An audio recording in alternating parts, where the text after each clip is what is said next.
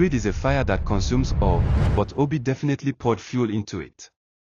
He wasn't born poor, but he chose the path of laziness. Born into a rich home, Obi lost his father as a young boy. Obi's mother worked to make sure he was comfortable. It never seemed to be enough, as Obi often taught himself to be a king. That night by the river, everything changed. Obi was a tall, scruffy man with a charming smile and eyes always darting, always scheming. He was known for his fast feet and cunning behavior. His dark skin glistened under the moonlight as he tiptoed to the riverbank at the forbidden hour, when the villagers of Umuaku believed the river spirits rose to dance at night. And the wealth of the river was for the goddess alone. Umuaku was the richest of the 7 villages, known for their riches and hard work. But Obi just refused to work. That night at the riverbank by forbidden hour he spotted them, gold trinkets scattered like stardust by the edge of the calm waters. Bracelets, anklets, necklaces, glowing like the sun caught in a web. With greed in his heart and hunger in his eyes, Obi stuffed as much as he could into his animal skin pouch. Then he ran with his fast legs. It was said that Obi was the fastest runner of all the 7 villages. His hut was small, but after all he had stolen, it held riches even the king hadn't seen. That began the rise of a lazy lord. Even though the river raged and the goddess cried, Obi hardened his heart. The town crier gave warnings for the thief to return all he had stolen. The more the villagers wailed, the more adamant Obi was in his newfound wealth. Obi quickly traveled far and traded his stolen treasure for cowries and shillings. Soon Obi strutted through the market square in fine wrappers and coral beads. People whispered, "Where did he get such wealth?" Even his own mother, a wrinkled, sharp-eyed woman with a limp from years of farm work, queried him. "Obi, you have always hated hard work. So where did you get all this wealth from?" "My chi has smiled on me," he lied. He said the same to his friends. And if they insisted, he simply ordered for more palm wine and bush meat. Obi began to live like royalty. He married 3 more wives, drank only the freshest palm wine, and threw coins at children just for laughs. But what he didn't know was that Olemai, the river goddess, known for her beauty and wrath, had not forgotten. The goddess watches, it is often said. Olemai was a sight to behold, her skin shimmered like moonlight on water. Her eyes glowed emerald green, and her long braids were adorned with cowries and seaweed. She emerged from the water, her voice like 1,000 ripples on a lake.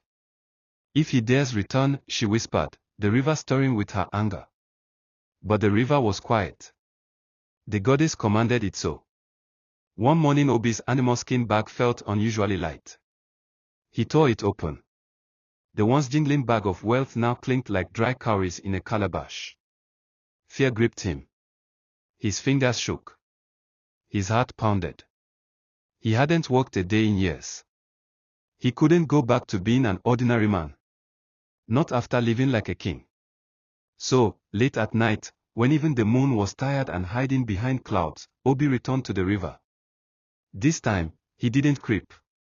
He walked with bold steps, like a man who believed the river belonged to him. For he was desperate. And there it was again. Jewelry. More than before. Necklaces like chains of light. Anklets made of woven gold. Bracelets that shimmered with the color of royalty. Obi's eyes widened. He dropped to his knees and began scooping them in greedy handfuls into not 1, but 3 bags. The weight didn't scare him. The silence didn't shake him. The still river didn't warn him. He believed he was blessed, that his chi had given him favor with the gods. But what Obi didn't know, the river goddess was watching. Olemai sat beneath the water, her emerald eyes glinting like serpent fire. She didn't scream this time. She didn't shake the trees or make the river rise. Instead, she smiled. A cold, knowing smile. She whispered to the river fish. "Let him take it all. Every last piece. Let him be full. Let his pride bloat like a frog, so that his fall will be sweet." The more he took, the more the trinkets seemed to multiply before him. Obi gasped with joy. "My chi. Oh. My chi is smiling on me again," he whispered to himself. He didn't know that he was not being blessed, he was being baited. The goddess was setting a trap. Because Obi would return to steal again. Years later, Obi's money bag began to feel light. Panic seized him. This was his biggest fear. He vowed to make a final heist. I will go to the river again, he said to himself, convinced his destiny was to be rich forever. He laughed to himself, thinking the gods were fools. He even vowed to take more than he had ever taken. After all, this would be his last heist. But Obi was not as quick as before. His once lean, swift body had grown heavy from meat, palm wine, and laziness. His fine wrappers dragged on the ground as he staggered through the night, breathless from the climb down to the riverbank. His lips were cracked from drinking too much, and his stomach groaned from eating too well. But greed has a voice that whispers louder than reason. And Obi, now a self-proclaimed chief, with a red feather always tucked behind his ear and a cowhorn cane he didn't need, couldn't bear the thought of losing the comfort he had stolen. He stood by the water again.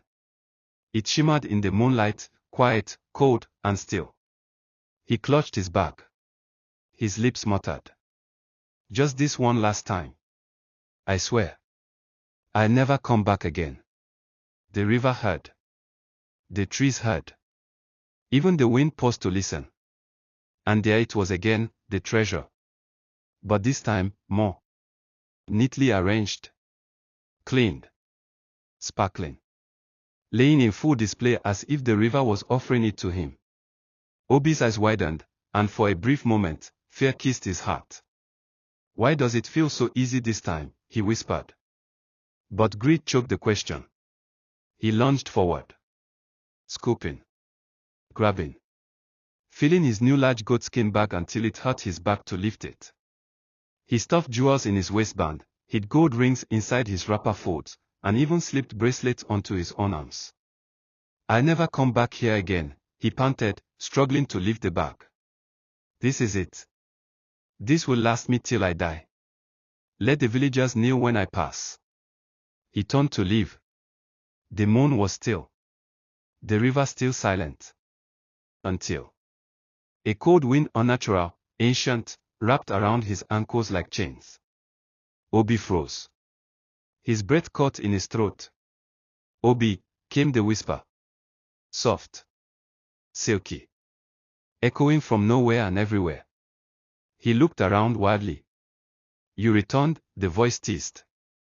But this time, you will not leave. A figure emerged. Not from the shadows. Not from the trees. But from the river itself. Olenmirai. The river goddess. Her hair was long, jet black, floating as if underwater even though she walked on land.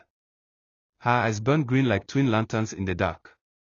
Her waist was wrapped in flowing blue silk, her skin gleamed like moon-touched bronze. Obi dropped to his knees. His mouth trembled. His voice cracked. Please. Please forgive me. She smiled. Not kindly. Forgive you. The first time, you were warned. The second time, I showed mercy. But the third. She leaned closer. You came back greedy, bloated like a frog. You took and took and took. Obi sobbed. I thought I was blessed. My chi. Your chi, she interrupted. Your chi turned its face when you mocked the sacred. Now you belong to me. The waters behind her rose, forming hands, long and wet and heavy. Obi screamed and tried to run, but his legs sank into the sand like it was melting. She lifted her hand, and the water swallowed him. Not like a man drowning, but like a man claimed. Only his cane remained on the shore. From that day on, no one ever saw Obi again. His wives claimed he traveled. His poor widowed mother waited and waited, but her son never came home. His friends with whom ate and drank whispered that he offended the gods. The elders simply nodded. The river never spoke. The king followed its silence. But sometimes, when the wind is still and the moon is full, you'll hear a voice, moaning, groaning, along the river bank. The villagers said it was Obi, complaining of all the hard work he still has to do.